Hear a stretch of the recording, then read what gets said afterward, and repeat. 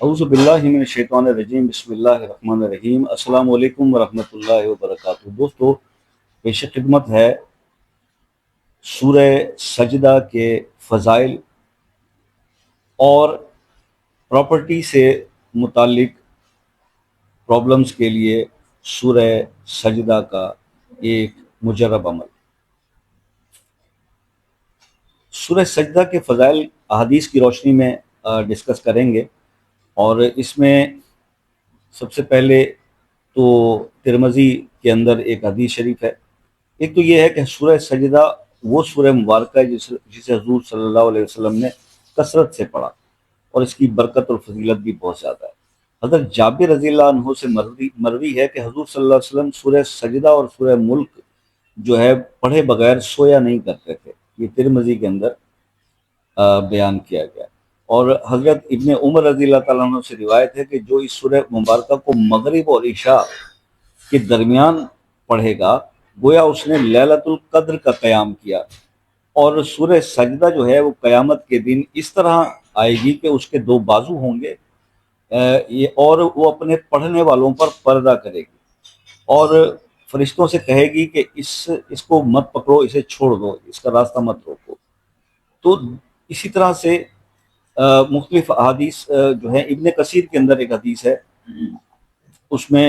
حضرت ابو ہریرہ رضی اللہ عنہ سے روایت ہے کہ حضور صلی اللہ علیہ وسلم نے جمعہ کے دن نماز فجر میں جو ہے وہ سورہ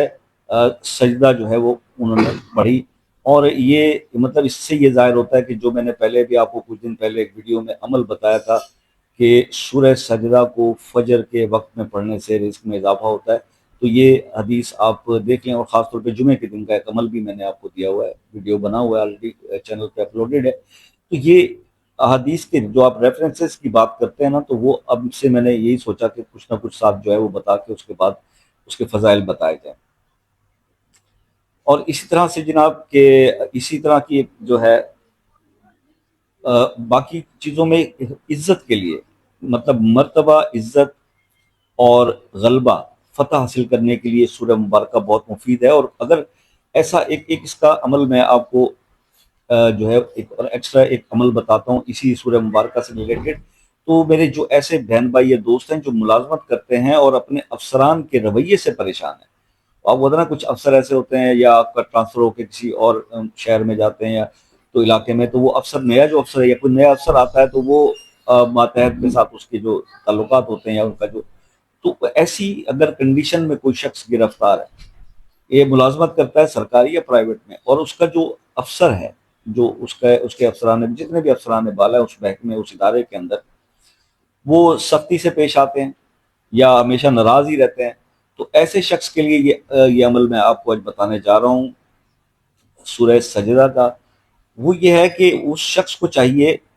کہ وہ 7 روز تک سورہ فجر جو ہے وہ نماز فجر کے بعد اس سورت کو 7 دن تک نماز فجر کے بعد 3 مرتبہ روزانہ پڑھے، 3 مرتبہ پڑھے نماز فجر کے بعد، اور 7 دن تک پڑھے۔ انشاءاللہ اس کے جو افسران اس سے خفا رہتے ہیں یا اس سے سختی سے پیش آتے ہیں، وہ افسران اس پر اللہ کے حکم سے اس سورہ مبارکہ کی تلاوت کی برکت سے وہ اس پر مہربان ہو جائیں گے۔ یہ ایک بڑا زبردست عمل اسی حوالے سے تھا۔ جو ملازمت پیشہ افراد ہیں وہ اکثر مجھے واٹس ایپ پہ میسج آتے رہتے تھے کہ جی کوئی نیا افسر آیا ہے یا ہم لوگ گئے ہیں تو ایک افسر نیا، اس کے ساتھ یہ مسائل جو ہے وہ چل رہے ہیں۔ تو آئی ہوپ کہ یہ ایک ضمنی عمل جو ہے میں نے بتا دیا،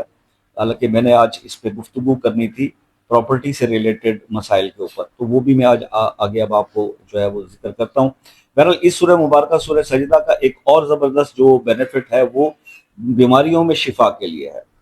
بیماریوں میں شفا کے لیے اس طرح سے اگر کوئی بھی شخص بیمار ہے، علاج چل رہا ہے اس کا، اور مسائل جو ہے وہ کنٹرول اپ نہیں ہو رہے، یعنی کہ صحت یابی کی طرف نہیں جا رہے، تو سورہ مبارکہ کو، سورہ سجدہ کو آپ 3 بار پانی پر دم کر کے اس کو ڈیلی پلانا شروع کرتے ہیں، تو اس سے کیا ہوگا کہ وہ جو بیماری کے اندر جو دوائی دی جا رہی ہے، علاج کیا جا رہا ہے، تو اس میں بہت زیادہ برکت ہوگی اور وہ شفا کی طرف جائے گی۔ یعنی کہ آپ کو پتہ ہے کہ دوا میں شفا بھی اسی وقت آتی ہے جب آپ اللہ کا نام لیں اور اللہ کا کلام پڑھیں گے، پانی پہ دم کریں گے، تو انشاءاللہ وہ جو بھی مرض ایسا ہے جیسے کہ ڈاکٹر ابھی دوائی دے رہے ہیں لیکن وہ صحیح نہیں ہو پا رہا، تو انشاءاللہ وہ اللہ کے حکم سے ٹھیک ہو جائے گا۔ اچھا، اب اس کا جو سورہ سجدہ کا جو مین عمل آج آپ سے ڈسکس کرنا تھا کہ پراپرٹی سے ریلیٹڈ جو پرابلمس ہیں اس میں اگر کوئی شخص پھنسا ہوا ہے، یعنی کہ ایسا ہے کہ اگر کسی نے زمین جائیداد کے اوپر قبضے کیے ہوئے ہیں، یا آپ کا رائٹ بنتا ہے، جائیداد آپ کی ہے، لیکن کوئی آدمی اس کے اندر جو ہے وہ پرابلم پیدا کر رہا ہے، بیچنے نہیں دے رہا، یا اس کو آپ کے نام ٹرانسفر نہیں ہونے دے رہا، یعنی ریلیٹڈ پراپرٹی سے ریلیٹڈ ایون جتنے بھی مسائل ہیں، چاہے وہ وراثتی پراپرٹی کا ہی مسئلہ ہو، یا وراثتی پراپرٹی آپ کو مل نہ رہی ہو، یا ملی ہو تو وہ اس کو وہ سیل نہ ہو رہی ہو، تو اس سے ریلیٹڈ پراپرٹی سے ریلیٹڈ جتنے بھی مسائل آپ کو درپیش ہیں، اس کے لیے سورہ سجدہ کا ایک بہت زبردست عمل یہ ہے کہ 21 روز آپ نے اس سورہ مبارکہ کا یہ عمل کرنا ہے۔ روزانہ عشاء کی نماز کے بعد آپ اس کو 11 بار پہلے درود شریف پڑھیں اور 11 بار اس سورہ مبارکہ کو پڑھیں، ٹھیک ہے؟ 21 روز تک 11 مرتبہ روزانہ اس سورہ مبارکہ کو عشاء کی نماز کے بعد پڑھیں، اول آخر 11 بار درود شریف، انشاءاللہ آپ کا وہ پراپرٹی سے ریلیٹڈ مسئلہ حل ہو جائے گا۔ تو یہ مین آج میں نے ڈسکس کرنا تھا آپ سے۔ تو ایک سورہ مبارکہ کے ماشاءاللہ کتنے فضائل اور برکات جو ہے وہ آج ہم نے احادیث کے ریفرنس سے اس کے سنے، تو آپ سے ریلیٹڈ جو بھی مسئلہ ہو آپ اس کے اندر اسی تناظر میں اس سورہ مبارکہ کو جو ہے وہ پریکٹس کر سکتے ہیں، اس پہ عمل کر سکتے ہیں۔ پھر بھی کوئی چیز سمجھ میں نہ آئی ہو تو آپ کو بتایا ہوا ہے کہ واٹس ایپ پر آپ رابطہ کر کے اپنا مسئلہ جو بھی معلومات ہیں وہ مزید لے سکتے ہیں۔ اگر کسی پرابلم میں پھنسے ہیں اور وہ سارٹ آؤٹ نہیں ہو رہا اور اس کے لیے خصوصی دعا چاہتے ہیں، تو دعاؤں کے لیے آپ وہ مسئلہ اپنے نام کے ساتھ کمنٹ میں لکھ دیں، یہ بھی ہمیشہ آپ سے میں نے ڈسکس کیا، بتایا۔ اور اسی طرح سے اگر کوئی رہنمائی چاہیے اور واٹس ایپ پہ رابطہ کرنا ہے تو شام 5 بجے سے رات 10 بجے تک کا ٹائم ہے، اور اس سے آگے پہلے جو رابطہ کرتے ہیں یا اس کے بعد رابطہ کرتے ہیں تو وہ میں اب ظاہر ہے کہ ان کے کمنٹس کے تو آپ جواب نہیں دیتا، تو اس ٹائم ڈیوریشن کا خیال کریں، کیونکہ یہ ایک خاص وقت رکھا ہوا ہے اور اسی میں ہی بہت زیادہ کال جاری ہوتی ہیں، تو اپنے نمبر کا ویٹ کریں، اگر کال بزی جا رہی ہے تو تھوڑی دیر بعد پھر ٹرائی کیا کریں۔ جو میرے بہن بھائی یو کے، U S A, Canada, New Zealand, Australia, Norway, France, Germany سے رابطہ کرتے ہیں، میں بہت خوش قسمت ہوں اس معاملے میں کہ مجھ سے زیادہ جو رابطہ جو ہو رہا ہے، جو لوگ کر رہے ہیں، وہ دوسرے ممالک سے ہیں، باہر جو میرے پاکستانی بھائی رہتے ہیں، تو I am very much thankful. لیکن آپ کو بھی یہ میسیج ہے کہ آپ ایک میسیج کیا کریں،